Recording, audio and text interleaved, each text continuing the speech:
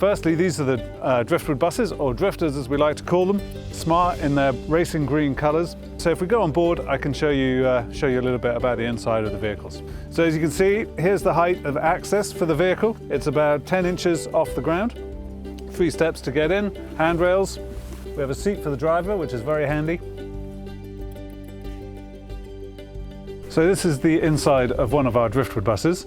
As you can see, there's 16 passenger seats, but on our regular scheduled tours, we only ever put 15 guests into each vehicle. These vehicles have overhead luggage compartments for small hand luggage to bring with you during the day. We have ventilation in the roof, and we also, they're all fully air conditioned as well. These are the seats. Now I'm 6'2", so hopefully that gives you, obviously I'm very slim as well, but that gives you a good idea exactly how much space that we have on the vehicles.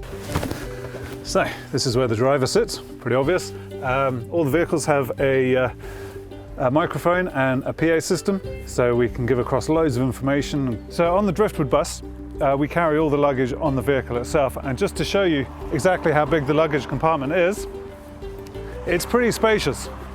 But with 16 people on board, including the driver, we'd kindly request any guests that are coming on tour to absolutely maximise their suitcase size at 31 inches along its longest side.